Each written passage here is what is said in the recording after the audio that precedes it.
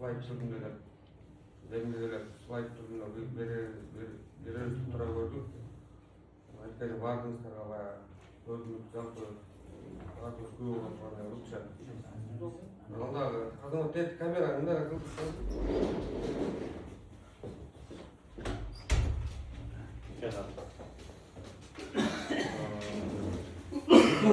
Макаята айлаймалда паспорту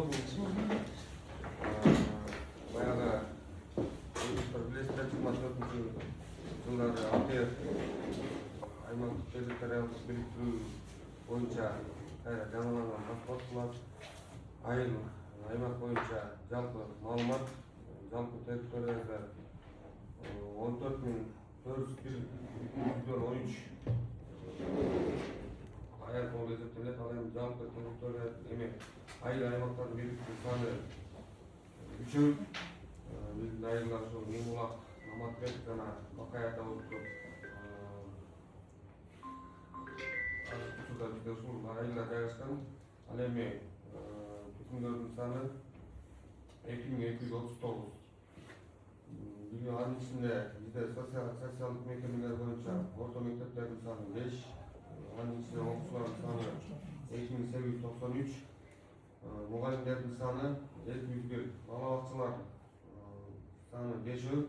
Ал эми ал жерде тарбияланып аткан балдардын саны 770 биздин айыл аймак боюнча. Тарбиячылар 47 тарбиячы кирет.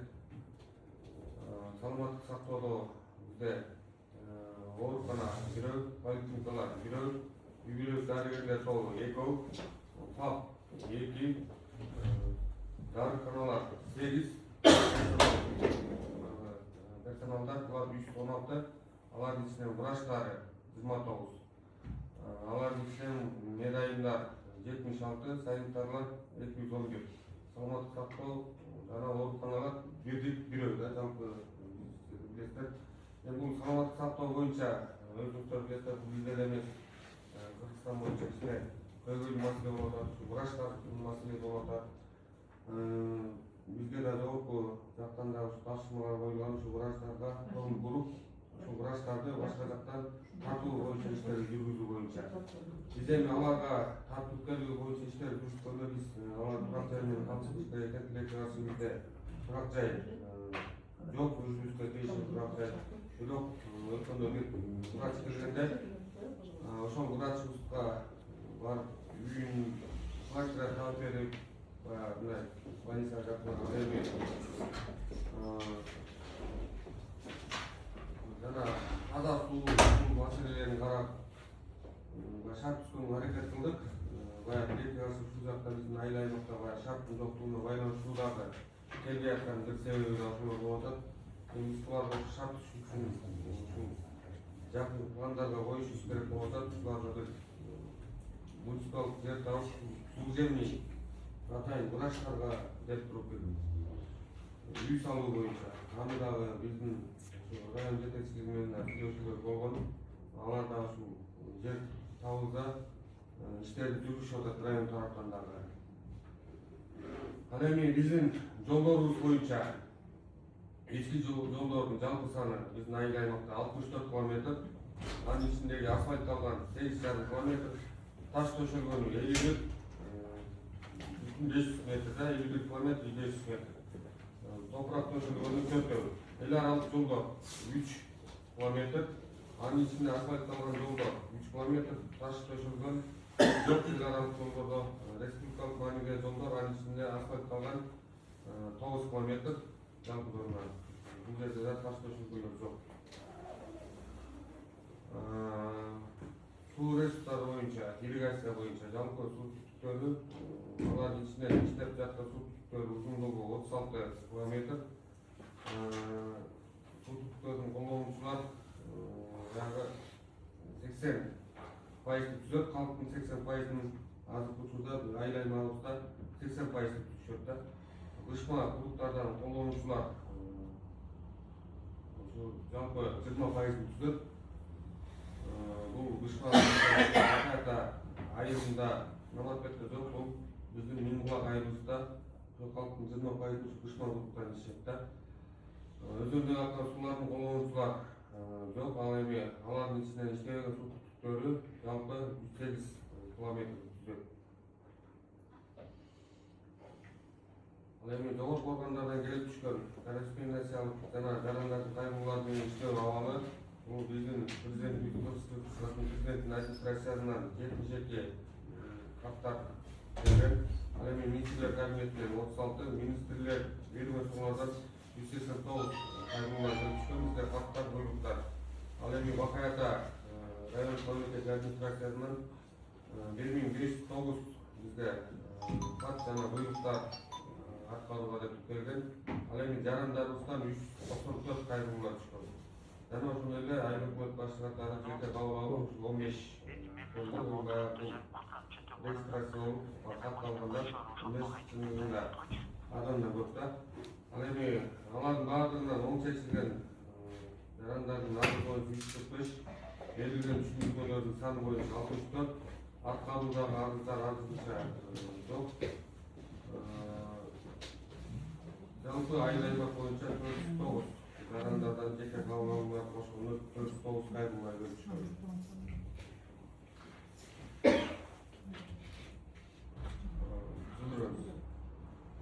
Эми экономикалык жана финансылык тармакта Бакаята айыл аймагынын айыл өкмөтүнүн 20 жылга бюджетинин киреше көлөмү планда 54 миллион 113 миң сомду түзөт. Бакаята айыл аймагынын киреше бөлүгүнүн аткарылган планы жалпы киреше бөлүгү бизге слайдда болупту. Бу жерде негизинен 46 миллион 192 миң сом акча келип түшкөн.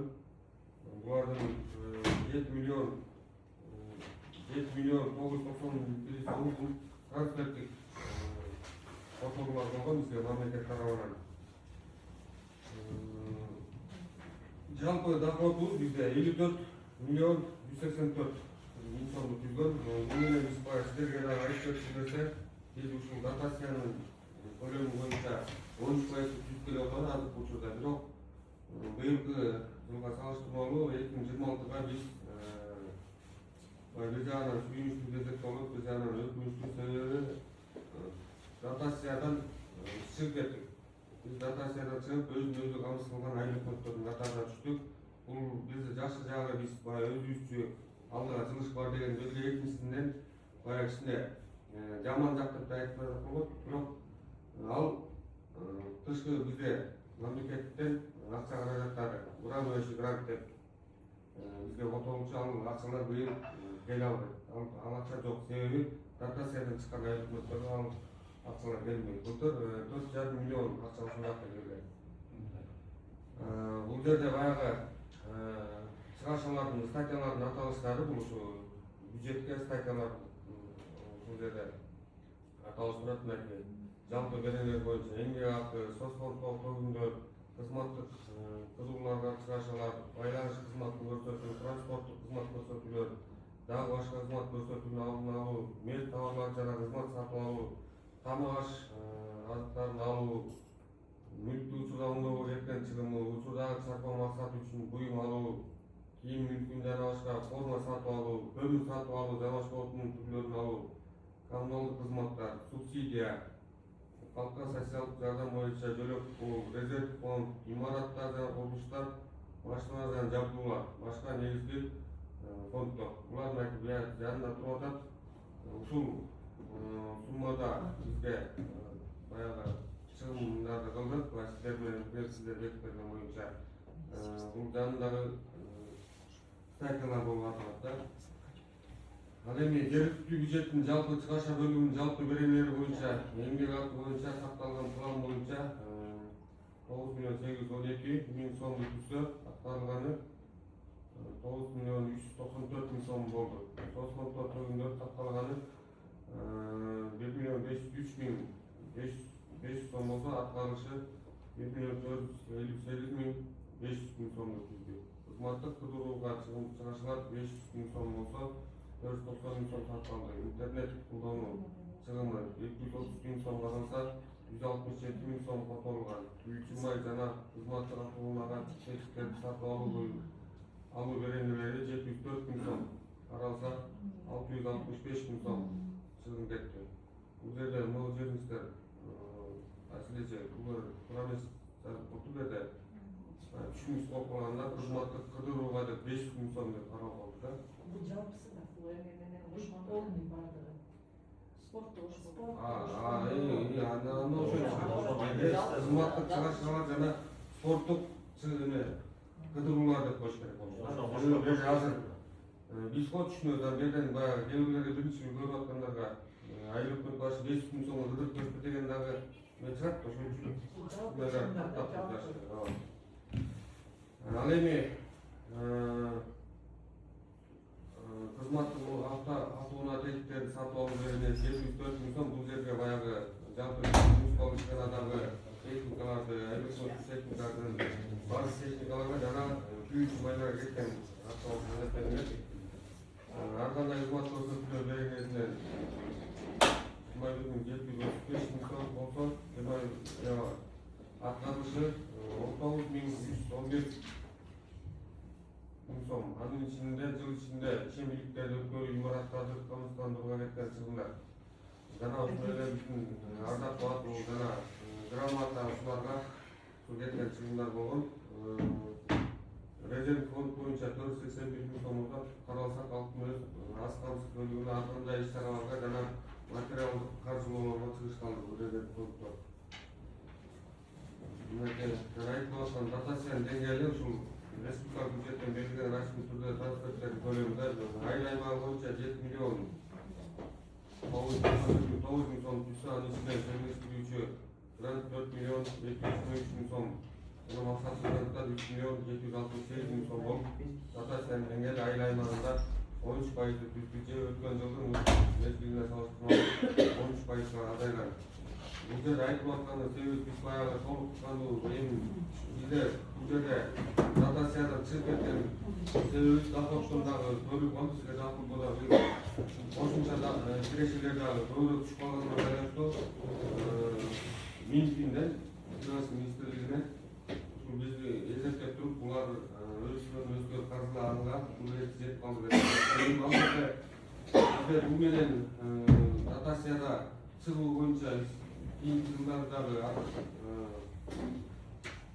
түшүнүксүз эми буну эмки жылы кайра дотацияга кошуп калуу бар да. Себеби быйылкы кошумча акча каражаттары түшкөнү, бул өзүңүздөр билесиздер, ушул жерде биздин футзалдын акчасын кайра болгон, ал баардыгы 100% келип биздин бюджетке төгүлгөн да.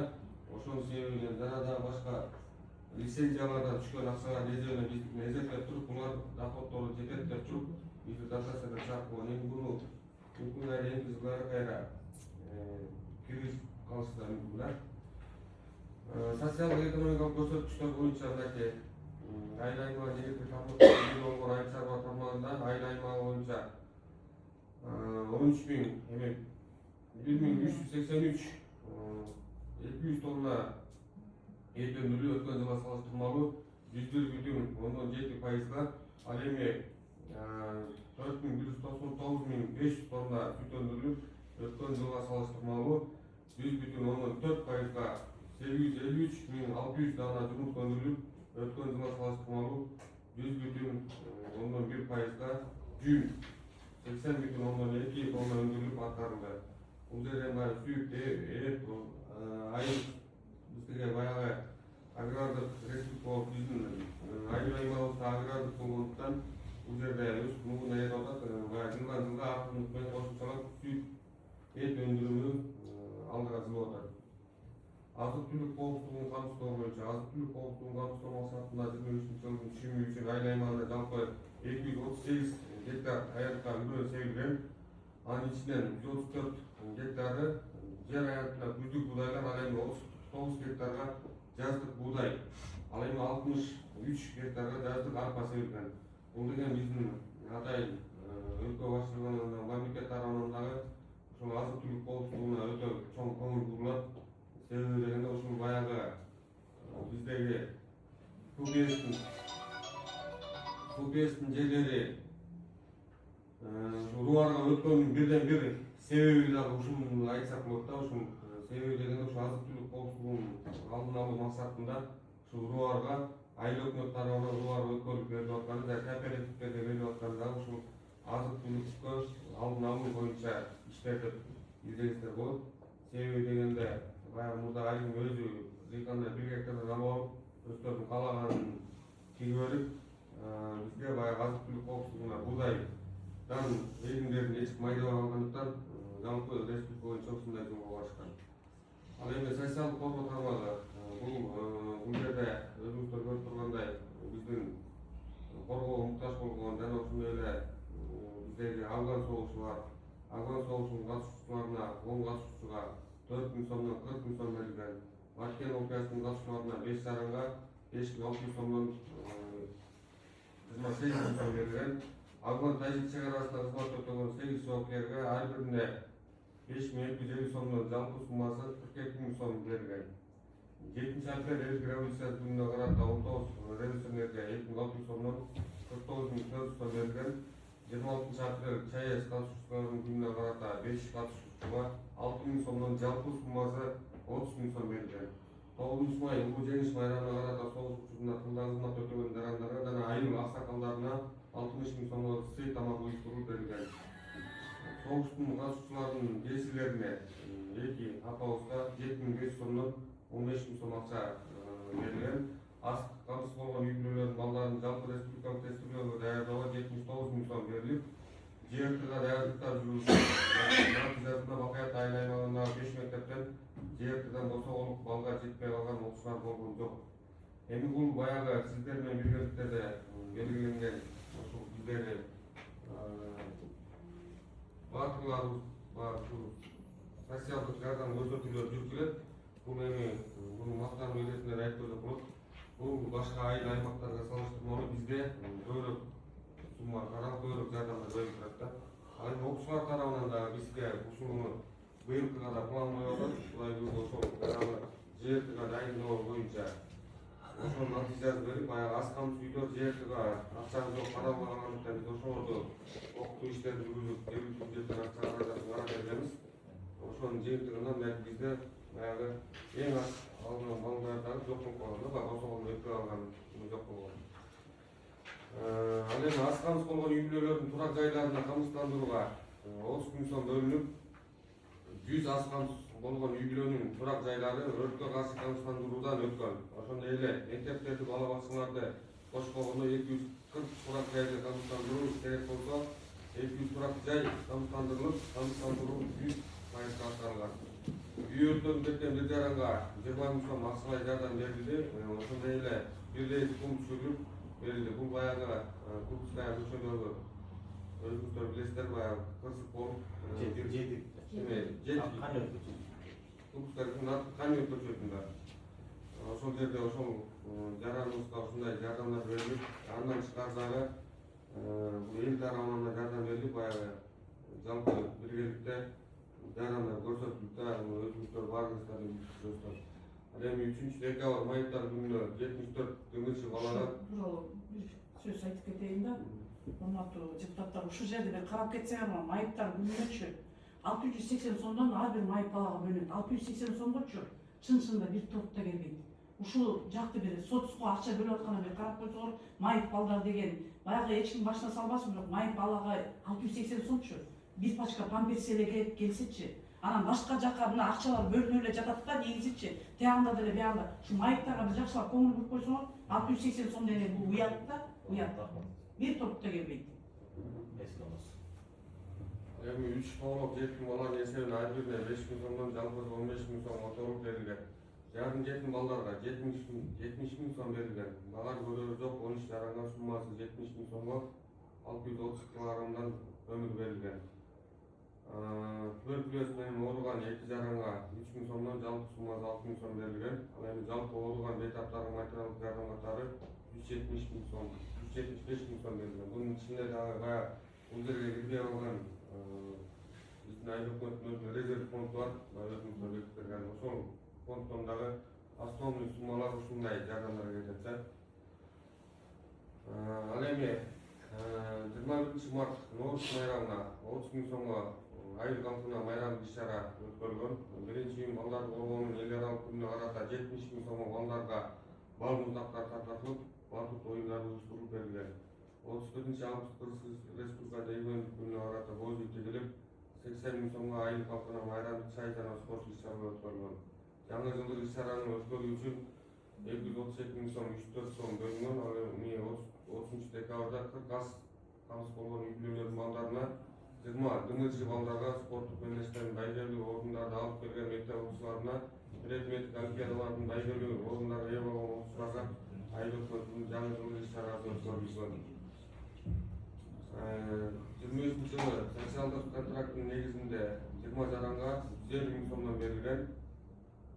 Алардын көпчүлүгү кой сатып алышкан. Бүгүнкү күндө ийгиликтүү иш алып барып жатышат. Бул эми баягы биздин бюджеттен эмес, бул мамлекет тарабынан, президент тарабынан ушундай өзүңүздөр билесиздер, бул биринчи 100 000 сом акча болчу. Бул аз пособие алган үй бүлөлөргө. Быйыл 150 000 сомго чыгарып, ошол мынакей биздин 20 150 000 сом алып, өзүнүн ишин алдына кичине жылдырып берип атат да жашоо турмушун. Зордук зомбулук алдын алуу максатында айыл аймагына караштуу 5 мектептин 5-11 класстын окуучуларынын арасынан биз зордук зомбулукка каршы аттуу конкурс уюштурулду. Жеңишке ээ болгон окуучулар Семетас тарабынан 180 000 сомго кызыктыруучу белектер берилген. Бул берилет да, бул жакында бул боюнча да айтып кетсек, бул атайын Семетас боюнча биздин проект жактырылып, ушул 180 000 сомго уже жарымы келип калды. Эми шаарда бүгүн алып келип да эсибиздер буга ноутбук, телефон, велосипеддер сатып алынды. Ошол жанагы ушундан уккан окуучуларга ушул таркатып берилет. Ал эми ичүү суу тармагы боюнча Миңбулак айылынын ички көчөлөрүнө Сатай, Ордобаев, Шамурзаев, Алдыбеков, Кулкеев көчөлөрүнө 1 062 000 сомго таза суу системалары тартылды. Бакыята районунун борборуна таза суу маселесин чечүү боюнча айыл өкмөтүнүн бюджетинен 2 923 399 сом бөлүнүп, таза суунун башкы суу алма курулмасынан Бакыята айылына чейинки турбалар алмаштырылды. Ошондой эле 433 000 сомго таза суунун башкы суу алма курулмасы курчалды. Жергиликтүү бюджеттен 40 000 сомго куурларды уюктарды сатылып алынды. Натыйжасында чоң алыш, Жаматы, Ленин, Шапак, Кышкой көчөлөрү таза суу менен толук болбосо дагы камсыздалды да. Эми ушул жерге кичине токтоло кетсек, урматтуу депутаттар, бизде өзүңүздөр билесиздер, ичүү суу маселеси, таза суу маселеси өтө чоң көйгөйлөрдүн бири.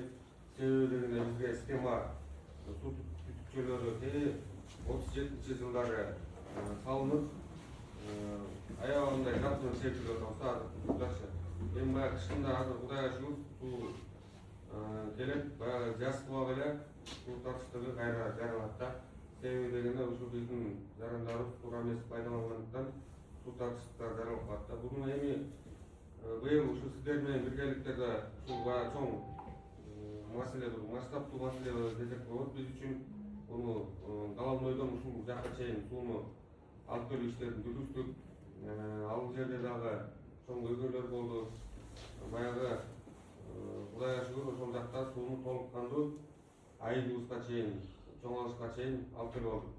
Эми бул жерден дагы быйылкыга планга киргизип атабыз. Эми чоң алыштан баягы биз тартып келген жерден айланып алып келип, биздин Бакыятанын рейстин үстүнө чүкүш керек болуп атат да. Бул боюнча да бюджетте сунуштап, ушул бизде эң биринчи айыл өкмөтүнүн эң биринчи милдети майрамдарды өткөрүү же жаңандай маселе эмес, мектептерди жардамдайбыз. Бизде 27 биздин милдетибиз бар, пункттар турган.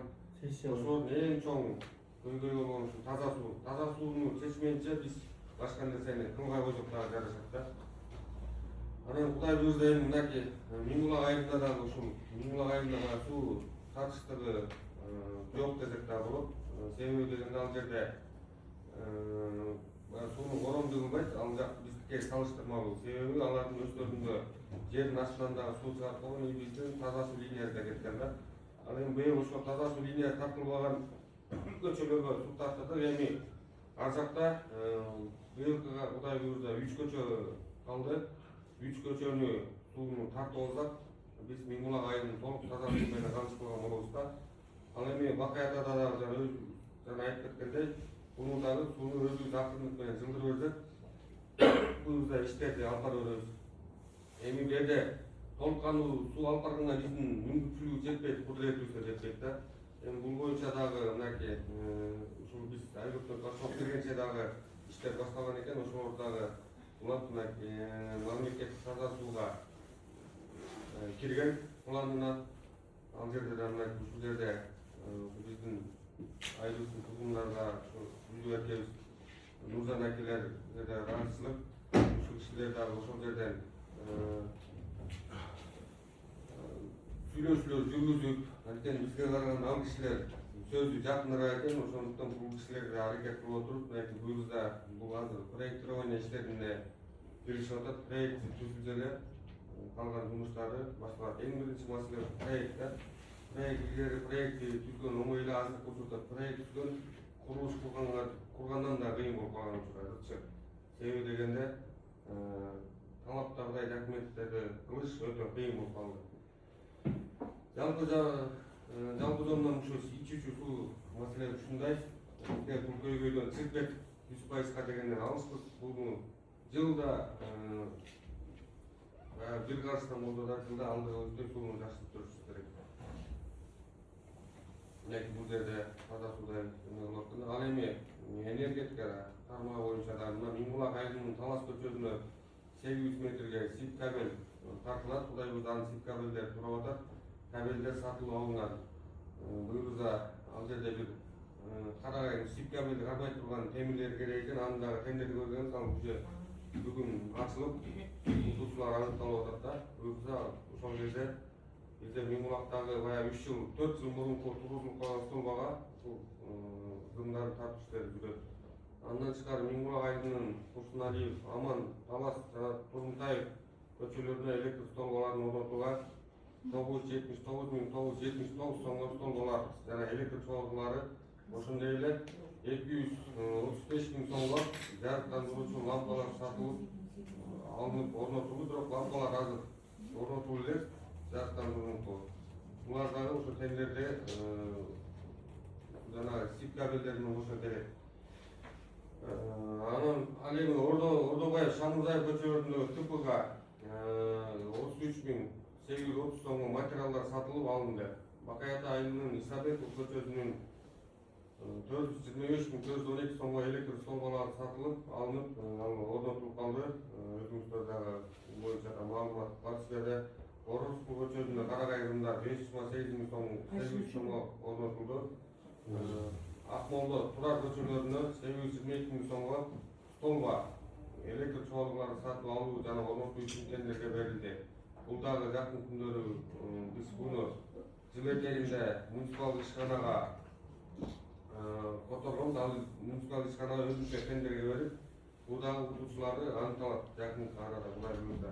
Ал эми электриктердин жумушун оперативдүү чечүү максатында 342.000 сомго 2 жел мая муназы сатылып алынды. Бул дагы мынакей мындай иш, ушу жел маяны иштери менен биргеликте ушу биздин муниципалдык ишканага электриктерге атайын алып бергенбиз.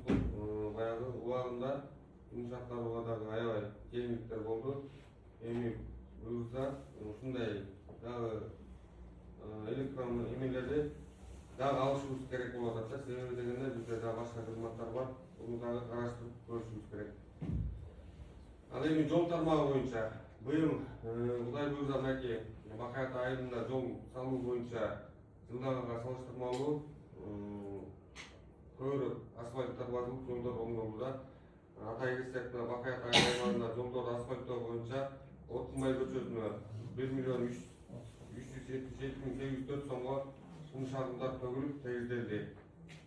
Асфальттоо үчүн даярдалды. Бул акчаларды айтып берсек, биринчиден бул президенттин турукташтыгы фондунан каралган. Мына ошол жерде биз проектлерди ушул көчөлөрдө туруп проект бергенбиз. Ушул жалпы ошо Кайназар көчөсү мынакей 37 миллион сомго асфальтталды. Ал эми Балбар Шашен көчөсүнө 21.554.000 сомго кум шагылдар төгүлүп, бул асфальттоого даяр болуп атат. Булар негизи Балбан Шаршен көчөсү дагы, Отунбай көчөсүн дагы биз баягы суук түшкөндүгүнө байланыштуу токтотуп койгонбуз. Себеби дегенде ушу Кайназар көчөсүндөгү асфальтка дагы баягы бизге көңүл болгондуктан бул жылга суук кийинки жылга деп биз өзүбүз сунуштап калтырып койдук. Эми Кудай буйрса мынакей апрелдин 20-сынан кийин болуп калат деп асфальт казып иштеди. Быйылкыга толук кандуу ошол Балбан Шаршен көчөсү жана ошондой Отунбай көчөсү, ал эми Шапак көчөсүндө тротуар быйылкы жылы базылат. Бул тендерден утулуп, утуучулар аныкталып, уже алдын ала жумуштарда жүрүп калган.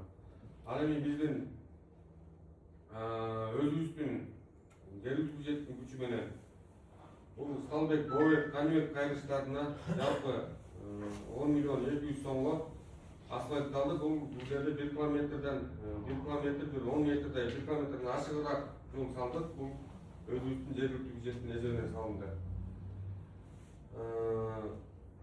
Айтыкул көчөсүнө 199.800 сомго көпүрө салынды.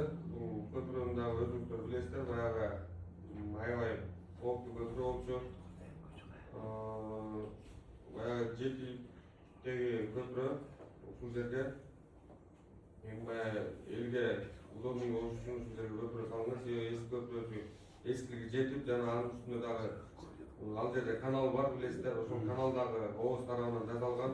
Ал эми ал жердеги каналга суу келгенде, көп суу келгенде байланыштуу ал жер суу ашып, аркы жактагы биздин жарандарыбызга чоң тошкоолдуктар жаралып келген бул убакка чейин. Анан быйылкыга ушул жерди сиздердин жергиликтүү бюджеттен карап, ошол жака көпүрө салдык. Жана ушундай эле ушундай көпүрөнү биз дагы бул жердеги эме берге жазылып алып, эми көпүрөгө да салынды. Кайсы көчө эле? Адрес? Талдыбар, кайсы көчө эле? Ошол жерге да ушундай көпүрө салынганда берге жазылып алып. Жаштык көчө да. Жаштык.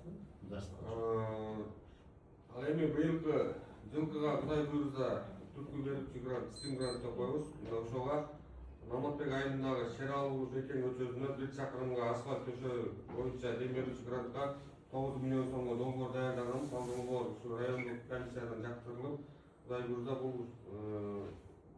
быйылкыга Маматбек айылынан 1 километр асфальт жасалат, асфальтталат көчөсү. Бул жанагы главный көчөлөрдү болуп эсептелет.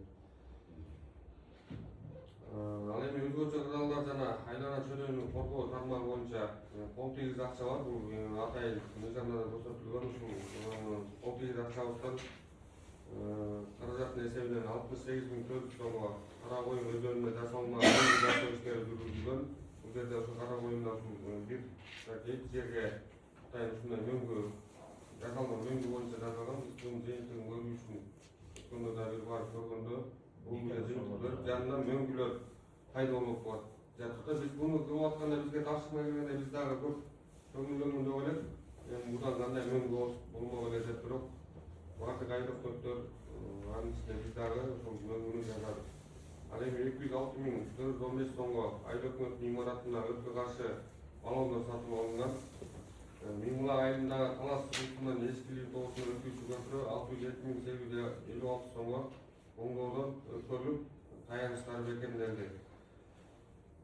Бул көпүрө Миңбулак айылындагы көпүрө, баягы чоң суу Талас сулусунан ат көйүүсү өтө турган көпүрөнүн эскиге жетип, бул жыл башында эң биринчилердин болуп бул көпүрө жасалып, колдонууга берилген. Бул дагы баягы анча-мынча кемчиликтер болгондуктан биз кайрадан жасаттырып 602.000 сомго көпүрө жасалды. Жана ошондой эле биздин айыл өкмөтү баягы жылдагы алып барып аткан ушу жол күнүктөрдү атууга 124.800 сом жумшалып, айыл аймактагы жол күнүктөрдү атуу 4 ирет жүргүзүлдү. 112 баш ит атылып жок кылынды да. Бул ошондой эле баягы иттер жапайы баягы жол күнүктөр көбөйдү экен. Быйыл мына кайрадан эле пайда болуп, ал жерден бизге аз даттанууга келип атат да жол күнүктөр атуу боюнча. Буну да Кудай буйрса быйылкы жылкыга бекитип, быйыл дагы былтыркыдан да көбүрөөк сумма карап туруп, көбүрөөк жатканга аракет кылышыбыз керек да. Анан Миңбулак айылына 852.569 сомдук Беккарий чуңкуру казылып ишке берилди. Бул биздеги райондордо быйылкы жылы ушу биздин ыңгал айында гана Беккарий чуңкуру жасалып, бул боюнча атайын комиссия станциясына комиссия топ эмени барып, муну дагы азыркы учурда год болуп келет. Год кылсак эле буну ишке беребиз. Себеби дегенде бул ар бир айылда бирден Беккарий чуңкуру болуш керек. Себеби дегенде баягы мынакей бизде Бакаят айылында Беккарий чуңкуру жоктугуна байланыштуу жылда жаз кылып жайында ушул көнтөктүн этегинде өлүмтүк малдардын көйүнү да кылсаң болуп атат. Беккарий чуңкурунан жоктугунан болуп атат. Бакаят айылында бар болгон алыс болуп, эски жерге алысыраак болгондуктан ушул эме жерге эле штаб кетишет. Быйылкыга пландап атабыз, Кудай буйрса. Ушул Беккарий чуңкурундагы ушул Наматбек жана Бакаят айылында бизде жаңы жасалган таштанды таш полигондун жанына дагы ушул Беккарий чуңкурун курбасак, бул бизде чоң өкүлчүлүктү жаратууда да. Себеби ушул малдын өлүмтүгүнөн биз аябай жатат, кыскасы айтканда. Таштанды биртең, малдын өлүмтүгү биртең болуп атат да. Ал эми эски таштанды полигонун реконструкциялоо жана жаңы полигонду казуу иштерине 650 миң сом акча каражат бөлүнүп, казуу жана калдыктарды көмүү иштери жасалган. Өзүңүздөр билесиздер, Рестин жанындагы полигонубузду, бул полигон областыбызда да белгилүү полигондордон болуп кетти. Себеби ошол маалда WhatsApp группаларга, соц түйүндөргө да ушул биздин полигонубуз чыгып кеткен байланыштуу. Ал жерде чындыгында толуп калып бербөстөй ашып калган. Бизде Реске чейин каптап калган учур болгон. Ал жерди жабып, биз азыркы учурда жаңы Көнтөктүн арт өтүнө кең сайга бараткан жолго жаңы эме таштанды ташбас полигонду трансформациялап, ошол жакка жаңыдан Кудай буйрса ачып, быйылкы жылы аны дагы кичине кеңейтүү иштери калган, баягы суу түшүп кеткенге байланыштуу токтоп калган. Эми аны кеңейтип туруп, аны бизде курчоо милдетибиз турат да. Аны курчап туруп, ал жерде Кудай буйрса ишке берип, ирет менен ошол жерде таштандыларды төгөбүз деген жакшы ниетибиз бар. Ал эми эски полигонубузду баягы рекультивация кылып, үстүн канча бир жумадай биздин техникалар иштеп, аркадагы канчадан күйчүмай акча каражат кеткен, иштеп тегистегенбиз, бирок кайра тилек кайрадан ошол жакка чыгып атат да. Эми мынакей кече жакында да бул жерде центрде казылып аткан топуракты көрүп атсыздар, ошону биз ошол жакка да төгүүнүн сунушун балдар өздөрү ошол жакка төгүшүп атат. Биз ал жерде рекультивация кылышыбыз керек да. Ошол жакка төгүп атканына байланыштуу дагы кече бардык, дагы деле ошол жер кайра толуп калды да. Эми биз кече бизде социалдык коргоо башкармаларына атайын жылда Умай деп өзүңүздөр билесиздер, Умайга деп иштегенге проекттер келет. Биз ушул проекттин бир проектин ушул таштандын тазалоого деп туруп проект түзүп атабыз. Ошол жерде өзүбүздүн жарандарды алып барып, ошол жерде иштетип, ошол жерде Умайга тазалап туруп биротоло жабып, камераларда Кудай буйрса келип калды. Ал тендерден тура эмес, өтүп калып кайрадан тендерлер камера келсе камераны тагып, ал жака катуу төлөмө жүргүзүү, ал таштанды төгүүгө болбойт деп туруп табличкаларга чейин жазып билдирип атабыз.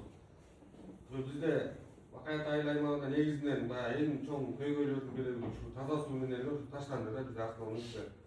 Ушул маселеге көп көңүл бурушубуз керек биз дагы. Умайда проекти жазылат да.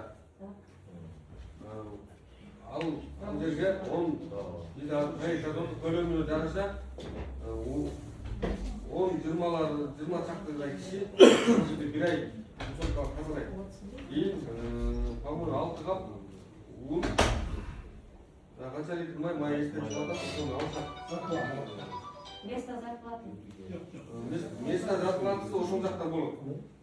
Алардын место зарплатанын ордуна ун менен май алышат, анан 2800 сомдон алышат. Анан бир проектисин ошого сунуштадык, анан бир проектисин ушу Миңбулактагы жана дагы 3 көчө калып калбады беле. Ошол жака суу тартууга деп дагы аркадагы проект жазып атабыз да. Арка биздин жарандар иштейт, аз камсыз үйлөр, жумушка жарандуулар иштейт дагы. ошол жака 1 айдай иштейби, 2 ай иштейби, ошол объемдуу жумушту бүткүрсө, по-моему 6 или 8 кап менен тоошуна тагын билбей атам, ушуну берди. Анан тамак май берилет жана 2800 сом кошумча берилет. Ошону канча кап, канча un экенин, канча май экенин билем десе керек, сиз так билбейсиз. Жок. Билет го состорго бар. Ошону эмне үчүн бизге так айтып койбойсуздар? Былтыр берген эмес, мурда жартысы жетип Бул өзү бүттү дүйнөлүк банктан атайын ушундай проект бар да. бар. Анан ошол проекттин биз колдонмак керек. Өзгөлүү кылса болбойт дейбиз, жалган ушундай. Жок, бул атайын программа бар да, ошого беришет. Бул жерде Ошону жасабай кетет. Проектти өткөрсө болот. Байшуңат тазалыкты мақсатында да ушул жанагы айттым. Ал эми Наматбек айылына 1 гектар жерге парк уюштуруу үчүн 869 миң сом жумшалып, курчоо иштери жүрүп жатат. Курчоо иштер бүткөн ал жерде. Бүтүп бир жерде бир фундаменттин бир бурчунда кемчилик кеткендиктен ал балдар бизге гарантия түзгөн жазып берип, март айында күн жылыганда ал жерде кайрадан баштап кетип, паркты курчат. Эми бул паркты барып көрсөңүздөр болот, жакшы темирлерден жакшы кылып курчады. Кээ бир жарандары ушул жерде парк чоң болуш керек деп атып, биз баягы көчөт былтыр жазында көчөт бүткенбиз. Ошол паркты дагы жакшыраак кылып, бурчатка төшөп, автобустар болуп жарыктандырып алсак, ал парк деле чоң парктардын бири болуп калат да. Ал жерде ушул Наматбек айылынын көпчүлүгү ыраазычылык айтып атат, ушундай чакырылып ушул жерде жакшыраак кылып бергиле деп элден сураныч болуп атат. Буга булганчы керек бир хотя бы бурчаткаларды төшөп алсак, жылга бир жылда бүтпөсөк дагы жылына бул паркты да жылдырып, Наматбек айылына да паркты бүткөрүп беришибиз керек. Ал эми Кыргыз Республикасынын президентинин стимулдаштыруу фондунан ушу 25 миллион сомго Наматбек айылына бала бакча салынып атат. Бул азыр бала бакчанын үстүн жабуу иштери жүрүп атат. Буну дагы ушул май айына колдонууга берилет деп Уткан патриоттук уюмдар өздөрү айтышууда. Буну менен биз буну Кыргыз курулуш деген бар экен, ушу Кыргыз мамлекет курулуш министринин астында Кыргыз курулуш деген атайын фирма бар экен, мындайча фирма экен. Ошолор менен тендери жок, прямой кылат экенбиз, алар өздөрү ошол сайтты куруп берет экен. Жана ошондой эле бул жерге 25 миллион сомго парк бала бакча курулат. Ал эми парк боюнча биздин Борбор Жоломон ата паркында дагы ушул 25 миллион сом акча каражаты каралган. Бул жерде биздин жергиликтүү бюджеттин эсебинен 1 миллион сомго проектисин түзүлгөнбүз. Бул жерде азыркы учурда проектиси бүтүп, биз бирок экспертизага жөнөткөнбүз. Ушунун проектини экспертизадан өтүшпөдүлө деп. Парк боюнча дагы бул жерде дагы проектти түзсөк, бул жерде 76 миллион сом болуп кетти да. Баягы жалпы жонунан биз ойдогудай кылып түзүп турган болсок 76 миллион сом, бирок себеби бизде 25 миллион сом акча болгондо байланыштуу ал жерде быйылкы жылкы Кудай буйрса тротуары, скамейкалары, тротуары да асфальттан кылынып турган болду бул жерде. Анан фонтан болот ал жерде, жарыктандыруулар болот.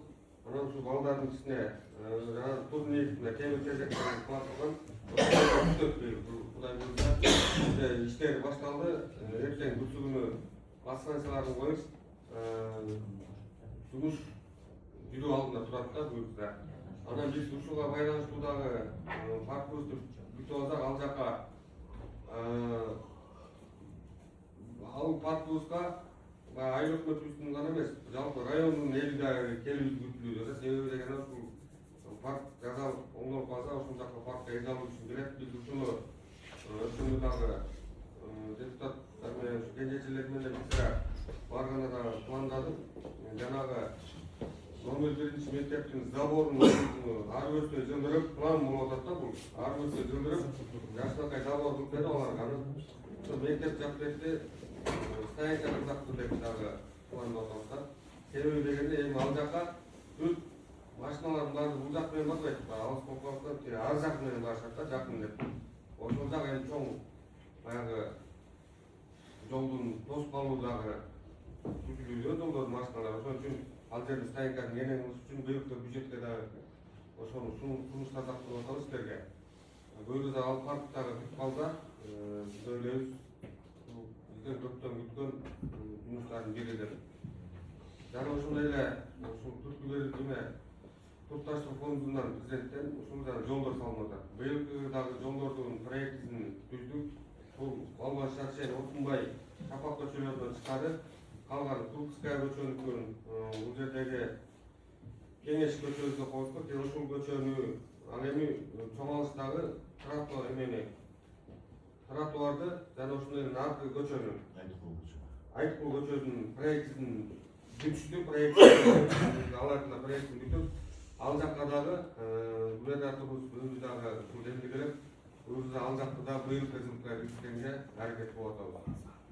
Өзү мен ойлойт элем анда ушул иштер бүтүп калса айылдын бир жалпы жолунан Бакай Ата айылынын ичиндеги 90% асфальт жолдор болуп калат.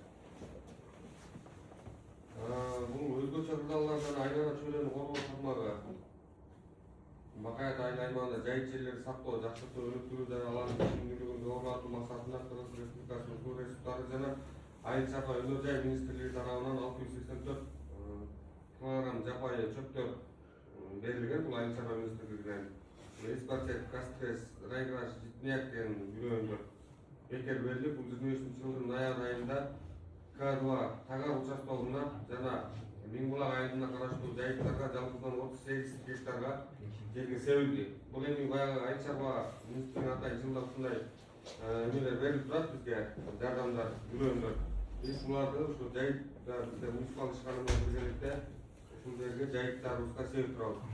Андан тышкары жана айлана чөйрөнүн тазалыгын камсыздоо максатында айыл аймакта үлгүлүү көчө, үлгүлүү жаамат, үлгүлүү үй бүлө, үлгүлүү ишкана конкурсу уюштурулуп, жеңүүчүлөргө Келбетас тарабынан 30 000 сомго кызыктыруучу белектер жана айыл өкмөтүнүн расыл карттары берилди. Жана ошондой эле Жашыл Мурас өнүктүрүүнүн алкагында Бакай Ата айыл аймагында Жашыл Мурас улуттук өнүктүрүүнү ишке ашыруу максатында ийне жалбырактуу 20 карагай, 30 туя жана Наматбек айылында жаңы ачыла турган паркка отургузулду. Ал эми Арзымат күндөзүнө 3 дана аккайын, 3 дана терек отургузулду. Бул жерде айта кетчү нерсе бул былтыркы жылы бизде дагы аз болуп калды. Быйылкы жылга да ушунун көлөмүн көбөйтүп, биз ушул Жашыл Мурасты дагы алдыга жылдыруу пландары коюлуп атат. Бизге дагы буну дагы көбөйтүш керек. Баягы Арзымат күнбөзүн билесиздер. Ушул жердин тегерегине дагы кайын көчөттөр отурулган. Бул баягы курчал болгондуктан мал киргизип дагы кетти жок. Баягы толуккандуу, баягы толук өспөдө дагы көпчүлүк өнүп кетти. Буну эми сөзгө көрүп тургандай курчообузду атат. Бул Минкультура тарабынан Кудай буюрса кече кишилер келип кетти. Ал Арзымат күнбөзүн реконструкциялоо боюнча. Ошондо да курчалат экен бул биринчиден. Курчоо иштерине биз туранып, ушул көчөттөрдү дагы ошо курчап кетип атабыз. Анан 90 метрдей жери калп кетет экен. Ошону бизден суранды эле, ошо 90 метрдин өзүңөр курчалабыз дегендиктен биз аны калганын курчап берсеңер, биз 90 метрдин өзүбүздүн эмеден курчап алабыз деп да билдирүү бердик аларга. Жашыл Мураста мына ушундай парк, Наматбек паркына өзүңүздөр көргөн болгон жерге дагы кыялар отурулду. Жылдырыбыз да. Могу боюнча сугарылып атат бул. Ооба, сугарылып атат. Ким сурат? Буну эми Арзымат жактагы биз ошол жердин ошол кишиге дайындаган сугарган жердин өргөнү жана мал эме болуп кетти да. Жерди 2 жолу почти 3 жолу сугардык жана машина менен алып барып суу келбек маалында. Кийин суу келип калгандыктан ошол жерден сугарып атты. Аны мал тосуш керек болчу да берде. Бул да тосулуп атат. Ирригация тармагы боюнча Альянс Алтын өнүктүрүү фонду тарабынан 2 тонна 950 литр дизелдик отун бөлүнүп берилген. 23 жылдын 6 айында райондук суу чарба башкармалары менен бирге Жалпак Тил каналынан 1 километр 400 метр, Кайназар 2 каналына 600 метр, Өлтөк каналына 2100 метр, Миңбулак айылынын 3,5 километр ички арыктар оңдоо өткөрүлдү. Мындан тышкары Ашар ыкмасы аркылуу айыл тургундары тарабынан 14 километр ички чарба каналдары тазалоо. Талбар көпүрөсү. Жана айтылып Талбар көпүрөсү 329.556 сомго ремонт болду. Ал эми 449.171 сомго Миңгула айылынын караштуу 584 отурда камыш баскан 750 метр арыкка латоктор салынды. Бул жерде латокторду алынып калган экен. Бул жер эгер өнүктүү фонддо биз ошону кайра өнүткүзүлдү. Ушул акча өз бюджет мезгилинен ушул жерге тарттык, латокторду тарттык. Билим берүү тармагы боюнча жана жерге кошулуп кетейинби? Көпүрөдө суу боюнча улуу урматтуу депутаттар, билесиздер, мен видео менен мурунку Акимгерде жөнөткөнбүз, мурунку сессияда да караган сендерди. Ситимак Садовый көчөдөгү. Ал Урманал көчө эмеге кетет, Бомбуга кетет. Ал канча жолу суу каптады. Нар көчөнү жылдырабыз деп, Оосто сүйүн байкенинде алып барган. Ошол тема мына мен уже 2 жылга айтып атам. Же именно башка жакка кайрылабыз. Өзүбүздөн чыккан жол жакты, өйдө жакты кылабыз. Биякта элдик суу каптап отур. Сизге чалганда сиз ыл жакка чогулуп жүрүп дегенде ошол менен калып калган. Быйыл ошол дагы кирбептир, бул жер дагы жок. ошол иштерде кампарып Уже 3-жылга кетип калат да рахат. Жанагы Садов Токтогул көчөдөгү азыр да кирбептир. Ал көчө бүттү, кыяндын бүттү ошол көчөгө келип, кайра ошол менен бордон барып, ошол жерде оңой жерде сүрүстүнөн жулбат беле баягы. Видео ачып берип, биз берден кечип барып келдик. Ал бул жерде жок мына. Ирригация боюнча бизде чындыгында көйгөйлөр көп азыр учурда. Ошол жерде кыш керек. Мен жанкен Токтогул көчөдө канча деген киши, канча киши кирип кетти. Ал жерде бар, военкомат жерде дагы бар көйгөйлөр. Жетип жакта да бар көйгөйлөр, мындай көйгөйлөр. Биз ушул көйгөйлөрдү район суу чарба башкарма менен биргеликте өткөндө да жетекчи дайындаган, ал жерде жаңы жетекчи менен ал жерде сүйлөшкөнбүз. Каналдарды дагы баягы илерге келтирели деп. Анан жанагы бизде да бир жумуш калып калган, ал жерге жетиипте жанагы канал Ооз тарабынан канал куруп, анын тегерегине анын 2 капталына коопсуздук үчүн зымдар тартыш керек болчу. Бул боюнча дагы зымдар алынган. Буну дагы эртең жер кургазып эле 2 жак капталына тартабыз каналга. Себеби ал жерде көптөгөн аток болуп калды ал жерде. Биз ал жерге 2 капталына бул губернатордун дагы биз берген тапшырма болчу. 2 капталына дагы зым тартуу иштери жүргүзүлөт. Андан ары улай берсек, билим берүү тармагы боюнча Бакаят айыл аймагы боюнча 24-23 окуучунда жалпы республикалык тест түрүлөрү 115 бүтүрүүчү катышкан. Айыл аймагы боюнча тест түрүлөрүнүн орточо баллы 132 балл, эң жогорку 99 балл болду. Билим берүү тармагына Наматбек айылындагы Жанчаров аттуу орто мектебин жаңыдан куруу үчүн жер бөлүнүп, мамлекеттик акчага алынган. Бул жерде дагы азыркы учурда буюрда проектирование иштери жүргүзүлүп атат. Ушу Наматбек айылындагы Жанчаров мектеби проектирование жүргүзүлүп, буюрда июнь айларында деп айтышты. Бизге июнь айларында курулуш иштери башталат дедилер. Жерде дагы акча каражатын карап беришет. Себеби дегенде ал жерде бүтүн стадион бар, карагайлар бар, ошолорду таза суулар, ушуларда жылдырып ал жерди бошотуп бериш керек. Ал эми жергиликтүү бюджеттин эсебинен Жумусок мектебине 735.411 сомго баягы эскирткен кол бар болчу. Бул спорт залы. Ошол колун кайрадан жабылып берди.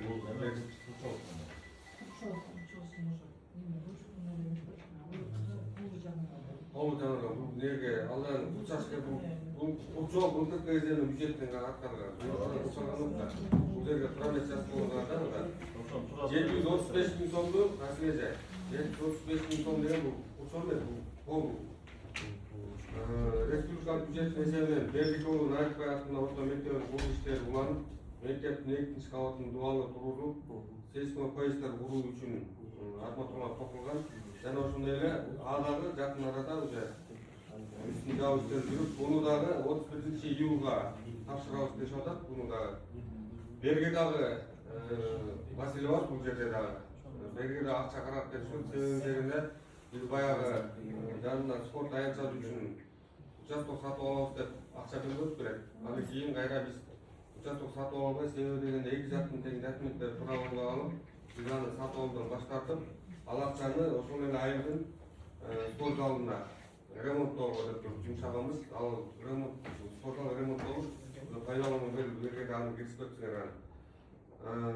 Буга дагы биз азыркы кийин депутаттар менен бирге силер менен бирге сүйлөшкөнбүз.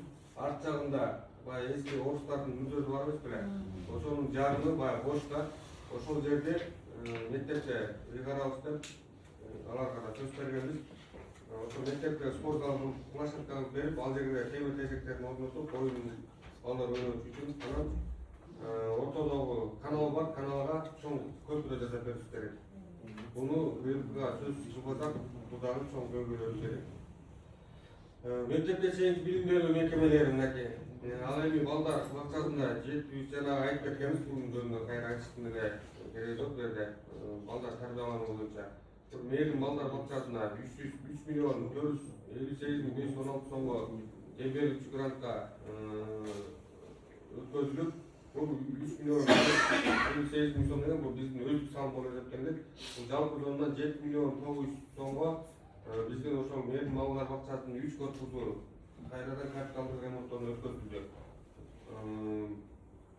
Ал эми Насте балдар бакчасында 107 миң 500 сомго эмелектер менен толукталды. Раматбек айылында Талас облусунун өнүктүрүү фондунан 25 миллион сомго буну айтып кеттик жана балдар бакчасы салынып атат деп. Ал эми чоң алыш балдар бакчасынын балдар ойнооч оюн айчасын куруу боюнча 3 миллион 861 миң сомго быйылкы жылы өнүктүрүү фондко долбоор жазылып, бул долбоор жактырылып, Кудай буйрса, ушул бизе тендерге берилип атат. Май апрель айына чейин ал жерде бүткөрүү тапшырмасы коюлган. Өзү ал жерде өнүктүрүү фонду. Маданият тармагы боюнча Бакаят айыл аймагында бир райондук маданият үйүндө бир айлык клуб, бир райондук китепкана, 2 айылдык китепкана жана бир музыкалык мектеп бар. Маданият тармагында 2023 жыл ичинде календардык даталуу күндөргө арналган ар кандай иш-чаралар өткөрүлгөн. Алсак Кыргыз Республикасы президентинин улуттук дем дүйнөлүк бийлик Оңу жол жарыгына ылайык улуттук суусундуктарды жаңартуу максатында суусундуктар колөнүүчүлүк көргөзмөлөр уюштурулду. Райондук маданият бөлүмүнүн кызматкерлери тарабынан концерт программа тартууланды. Жана ошондой эс алуу тармагы Раматбек айылында парк уюштуруу айтылды. 25 миллион сомго жол аманаттар дагы бул дагы жана айтылып кеткен. Ал эми Бакаят айылынын күнчүгүс тарабына сквер жасалып атат. Бул жерде көрдүктө баягы кур бою деп туруп методу ал жерге быйылкы жылы гүл тигилет. Кудай буйрса ал жерге дагы гүл тигилип, дагы пландар бар. Бер жагына дагы жанагындай чоң Бакаят деп жазылып, жарыктандыруулар болуп, ушул жерден буйрса белки жанында автовокзал бар эмес беле? Ушуну дагы кече эме кылдык, ушуну дагы атайын бунун смета түзүп атат азыр. Ушул бизде ушул жер көп туруп турат өзүбүздө көргөн үчүн. Ошону бузуктуруп, жана жердеги алынып калган эжегин дагы ал жеринде алып, контейнер ар жакка смета түзүп атат, уже бүтүп калды. Райдинак бүтөт Кудай буйрса. 3 миллион сомго ылайыктуу кылып түзүп бергиле деген. Анын жеринин төбүнө, ал жердин баары асфальтталып, жана стоянка, полный жана остановкалар баары асфальтталып, төр жагына жанагындай токтойт турган Бишкекте көрүп атасыздар го, жана Бишкек барганда остановкалар болот го, жана заманбап остановка легкий конструкция менен рекламалар büyük. Анан ошол жерге да пландадык. Ортосуна отургучтар жана остановка. Анан бир жагына бир жанагындай кофе же бирдеке сата турган, анан бир жагына касса кылып туруп, төр жагына Кудай буйрса ошол жака проектин түзүп атат азыр, сметасына түзүп атат. Мүмкүн бюджетке чейин ал жерди балық иштерге алып келтирет ал жерде. Ошол жерде оңдоп, нара гүл кылып алсак, ичине ал жак битке кирип калат. Анын берагында дагы битти бускан биздин азмот Манас көчөсүндө райцентрлар окшошпойт. Моюнга алышыбыз керек. Буйрса бул жолду дагы айта кетчү нерсе, бул жол дагы Минтранстын балансына киргизилип, жол тротуар асфальтталган турган болду бул жер дагы. Быйылкыга Кудай буйрса биз айттык, талаптарды койдук. Эң биринчи башка жумуштарды токтоттук. Ушул жерди ылайык. Себеби Başka Kaynazar'ın arka köşelерden biri düşkün yer болмок. Bu жерде баягы жолдун өзүбүздүн баланска алабы койдук. Bu дептин балансына болгонуна байланыштуу айдадык биз ички көчөлөргө өтүп кеттик да. Биз дагы мен дагы ошол чогулуштарда жыйындарда айткам. Бизде эң биринчи ушул жолду жасашыбыз керек депчи. Бирок плескасы бул жол биздики болуп калгандыктан буну жаза албай калдык да. Эми бирок деп аркылуу бул жол быйылкы жылдын 1-чи планына киргизилип атат. Анжа кыздардын бияк бетинче пособие алып калды. Ал делиш аны мынчысын деп Масол алынып аткан жер алынат. Ал эми жана жерде каналдын жээгинде там ал жер бизге караштырбайт экен. Бирок биз дагы айтабыз эми ал там жеткизип атат. Бирок жана контейнерлер эмелер алынат ага. Контейнер астына калат. Именно МТС'in территорияда oturuyor. бери айбек Сотудан канча сот келе алабыз? Эмени алганыбыз. Автостанцияны алды канча сот? Автовокзал бизге кечээ автовокзал өткөзүп берген бизге кечээ. Ал неме 10 сотка деп. 10 соттук деп туруп бизге өткөзүп берген ал. Мурда баягы автожол балансына келип алар бизге баланска өткөзүп берди да ал жерди. Ол силер мындан өзүңөр алып өзүңөр тейлегиле деп. Алда бугуну биздин баланстан кетпейби же башка? Бугу ал жерде Ошол бугу кирип келатканда кандай көрүнүп атат? Сиздердин кечирип коюңуздар, грубо айткандачы. Тайган эле туруп койгондой болуп калыптыр. ал бугу Жаман көрбөңүздөр. Ошол жер кирип келатканда 3 переулуктун ортосу болгону жашынакай эле бирдеке койбойбу? ал жерге жашына Экинчиден тегерегине гүл тигилгенден кийин жанагы эчтеке көрүнбөй калат. ал Мындай жерде көрпүн ачайчы. Биягыбыз жылтыратып келип аягыбызды калтыратып бир тайгандап барып туруп койгондой болот. Грубо айтсам кечирип коюңуз. ал тайган Ошо эмне болду? алыстан карап тайган болчу бирок ал тайган эмес. Бугу бүт эле бар. Жандардан бугу. Бирде эркектер кеме Жок, коётчу. жок. Киче керек болуп калды да. Мындай богатый Аны да айткан ал биздин аким үйүнүн демилгеси коюлган. Бирок кийин ал өзүнүн счетуна коюп берди. Ал жерде бюджетте мен ал кишиге да айткам, ал кишиге да кайрылып айткам. Бул жарашпаган. Ол акчине жашнакайлар туруп атат. Ошондо койбойсуң. аны биз дагы ага эскерткенбиз. Бугуңду эми тамаша иретинде айтканбыз, буну чоңоюп, лизингдан кийин чоңоюп деп. Ал өзү сөз берген, чоңурагын жок аны вокзалга жана залаждаган жылыраак тышыйт да, чтоб эле көп контейнерден жылыраак коюп эле тышыйт. Айбектен. Аяндарга жетеликте биринчи биягы 4 метр болду, биягы 12 метрге болот да. 4-12 болот. Спорт тармагы боюнча Бакаят айылынын спортчуларына ар тараптан колдоо көрсөтүү максатында чоң спорт залына мына жана жазылган мына ушул жерге сомго капиталдык ремонттор өткөрүлдү, 9,8 миң сомго. Жана ошондой эле көкбөр оюн иш-чараларында 100 миң сом бөлүнүп, байгелер аныкталды. Бул баягы айыл өкмөттөр аралык жылда өткөрүлүшү биздин айыл өкмөт тарабынан.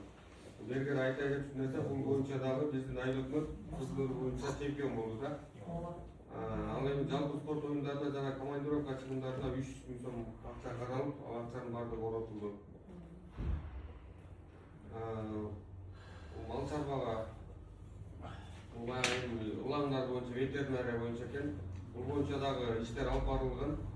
Буга да биз ветеринарияга малды дарылоо үчүн дагы атайын жабдыктарды алып бергенбиз. Буга баягы азыркы учурда толук аны ишке беребиз. Себеби ага да кошумча эмелер алып калып, аны да быйылкы бюджетке киргизип, аны дагы эмеге алып беребиз. Вет станцияга кошуп туруп, эме биздин вет адисибизге берип, баягы өзүнүн айыл өкмөтүбүздөгү жарандарыбызга малын тейлегенге туруп шарт берүү максатында ошол дагы толукташыбыз керек да аппараттарын. Аппараттан чыккан элечи ушу малдычы каналаттар, мисалы уйлардычы көрүнгөн жерде ар кимдин эшиктин алдына, мисалы биздин эшиктин астына байлайт. Ушу атайын бир орун место алып бериш керек да. Эл ошол жерге малын алып барып каналдаткангачы. Мечиттин астына байлап ошол жерде каналат деп, ушу туурабы? Баары мусор кылат. Ошо жери караштырып берейик. Ылдый жак, ойдой жактын эмелерине. Ветвраштар тура турган пункттар болсун. Шембиликтердин жүрүш боюнча быйыл өзүңүздөр көрдүңүздөр, ишемиликтер байымабай өткөрүлүп турду бизде. Канчалык ишемилик кылсак деле баягы таза көз алдыга коюп да канча биздин айлык кызматкерлер менен биргеликте ошол кезде район жетекчибиздин эмгеги менен биздин көчөлөрүбүзгө чейин тазалоо иштери жүргүзүлдү таң эртеден. Анда дагы кээ бир жарандарыбыз жаман сөздөрдү да уктук, эшиктин алдын тазалап койбойсуңдар, силер эмне кыласыңар деген да сөздөр, көп сөздөрдү уктук, баягы эл болгондон кийин ар кандай иш болот. Ошон үчүн бул боюнча дагы бул ишке дагы ишемиликке дагы кичине акча каражатын карап коюш керек экен. Себеби бизде рай борбору болгондуктан ишемиликке көп көңүл буруш керек. Жана ушуну айтып кетсеңерде 20 даана мусордун бактары алынган кече номерациялар коюлупту. Ушуну центрга атайын центрге коюшубуз керек болуп атат. Ошону да буну да ушул жуманын ичи буюрса эмеги бактары мусордун бактары коюлат. Знактар бар бул? Ал эми кылмыштык жана жол коопсуздугу боюнча дагы мынакей Бакай ата райондук иштер башкармалыгы менен биргеликте дагы иштер жүрүп атты. Бул боюнча Миңбулак айылына жанагы ГАИны койдук. Ушул жол менелер боюнча эми ошол Шапак көчөсүндө бизде калды. Бизге булардын талабы боюнча ошол жерге дагы знактарды коюшубуз керек. Бул знактардын баардыгы коюлат. Бул милдеттенмеси алган ушул жол куруу боюнча пайдагатчы уюм буюрса да ортого линияларды чиеп, знактардын баарын ошол коюп март апрель айында бүтүп берет. Шапакты да бул. Шапакты дагы, Кайназарды дагы бүттүгүнө ортолордо линия тартылат. Анан знактар коюлат. Реттеретсине уже авария болот. Баягы рестен түшүп келаткан машина шаардан келген жыт менен биздин местныйлер бала машина коюп чыгып кетти десе, биз менин главный экен деп. Анага шашпаганча да канча дейин кырсыкка эме болот, ушай түшүнөт ретсине чын эле. Шаарда өлгөндө билбейт экен кайсы буламыз. Аны шаарда коюш керек коопсуздукту камсыздоо максатында 499 миң сомго камералар орнотулган. Бул 5-6 жерге орнотулду. Бул камерада азыр өз натыйжасын берип, кылмыштуулукту алдын алууга чоң өбөлгө түзүп атат да. Үйлөр зордук зомбулук боюнча Бакай ата районунда ошо үйлөр зордук зомбулуктар жылдарга салыштырмалуу чын эле көбүрөөк болуп атат. Bunun içinden dağı aylıkça şu Bакай ата айыл аймагында. Себеби деген ушул зордук зомбулук боюнча да бул иштерди алып барбасак да болбойт. Биз дагы жардам көрсөтүп атабыз. Ички иштер башкармалыгы менен биргеликте, социалдык коргоо кызматкерлери менен биргеликте. Чындыгында баягы күйөөсү аялын уркка коңгусулар болуп атат. Баягы кароосуз калган балдар болуп атат. Элдер ата-энелери миграцияга кетип, ушундайдан ушул биздин именно айыл өкмөттө көбүрөөк катталды бул эмелер жылга салыштырмалуу. Убагында иш-чаралар уюштуруп, убагында ошол иштер жүргүзүлдү. Ал эми калктык жана экономика тармактарынын 2020-2026 жылдары күз-кыш мезгилине карата даярдыктар биздин социалдык объектилерде баардык көмүр отундар жеткиликтүү керек болду. Ашыгы менен ал жерде быйылкы жылы ушул дагы быйылкы жылы көбөйтүүбүз керек бул сумманы. Анткени дегенде Маматбек айылына бала бакчага дагы көмүр отун керектелинет. Ал эми чоң алыштагы мектебибизге дагы көмүр отуну керектелинет. Биз буга былтыркыдай кылып дагы 2 эсе көбөйөт деген пландар коюп атабыз. Анткени 2 чоң объект, анан үстүндө бизге тапшырма койду, бир сос объектини көмүр отунга өткүзөсүңөр деген. 2ден деген бирок биз айтып отуруп, эптеп кайта бирөөнү кылышыбыз керек да. Бул чоң бизде проблема болуп атат. Биз пландап атабыз, чоң алыш балдар бактарын ушуну киргизсек депчи, эмеде көмүр отунга өткүзүү боюнча. Алгаттан келип атат. Аттан келбейт, бизге мамлекет талап коюп атат да, аны көмүр отунга өткүзүп атат. Анткени ал электр энергиянын акыбалы моундай болуп атат, жылда бир эмеден өткүзүп атат.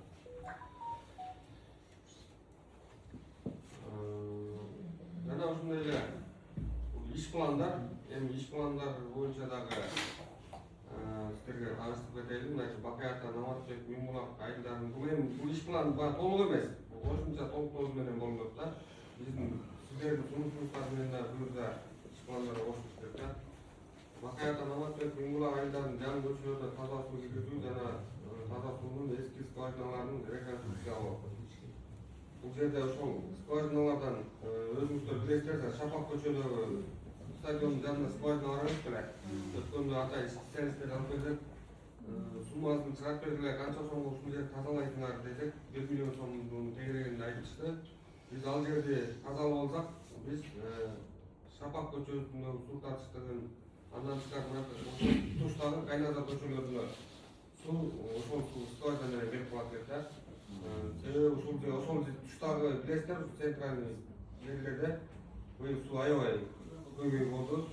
Ошол эле Кайназар көчөсүндө ошол жакта да көйгөйлөр болду. Анткени ал жакка Оостогу скважина аркылуу келет экен, ал толук кандуу камсыз калбай, баягы элдер суу болду, бирок толук кандуу суу таза суу менен камсыз калган да. Ошол пландар бар. Ал эми Бакаята, Наматбек жана Миңбулак айылдарынын ички көчөлөрүнө электр колбаларын сатып алуу, электр соруларды тартуу боюнча муну дагы сиздер менен биргеликтерде иш алып барабыз. Бакаята айылынын ички көчөлөрү толугу менен асфальттоо. Бул эми президент тарабынан, Тукташтыруу фонд тарабынан бюджет менен биргеликте жүргүзүлүп турган иштер. Бакаята айылында айтып кеткендей Борбордук көчөсүн кайрадан асфальттоо. Наматбек айылында парктын ичине брусчатка төшөлүп, отургуздардын оюн аябчаларын орнотуу. Ушул боюнча ушул кечирип болотчу. Аттракцион вообще жок баракта. Аттракцион болду. Кымбатта өзүнчө да Аттракцион. Ушул жерде болоткандан кийин ушундай эле народ тезинче бешинче менен көп Ал бизге берип аткан Тукташтыруу фонддон 23 миллион сом берилген. Ал эми аттракцион менен толук проекттин негизинде барып бүтүш үчүн 76 миллион сом керек болду. Ошо проекттер аттракциондор жүрөбү,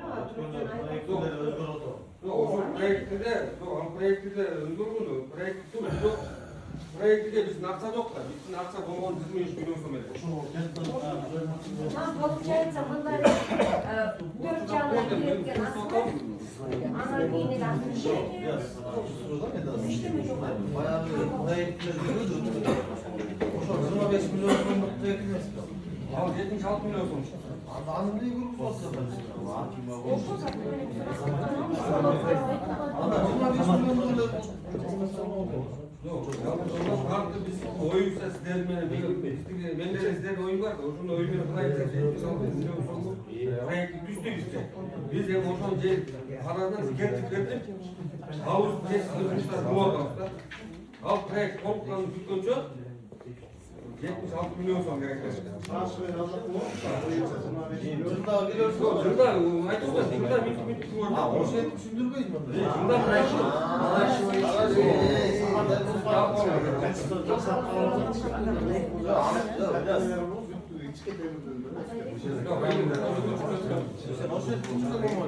жылда жылда кылып жатыр. Проектиден ичинде бар. анан суроо бербейби, бияка барып жазып алсаңыздар суроо алабыздар. Айтыңыздар.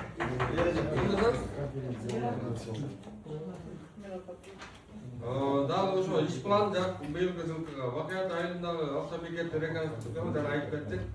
Нарыкбай мектебинин курулушун бүткөрүү, бул эми мамлекет тарабынан жүргүзүлүп аткан иш. Мурза буну 31-июлга деп пландоодо. Ал эми Жанчар мектебинин курулушун бүтүрүү деп коюп, бирок баштоодо бул быйылкы жылкыга башталат, Кудай буйрса бүтпөйт. Наматбек айылынын бала бакчасынын курулушун бүткөрүү. Бул Наматбек айылында бала бакча, Кудай буйрса Эл Ордун бала бакча май айында бүткөрүлүп ачылат. Жана ушундай Бакаята айылында Жоломон ата паркын, Наматбек айылында парктын реконструкциялоо, бул жана айтып аткандар. Бул боюнча маалымат бердик. Мына ушундай бизде бул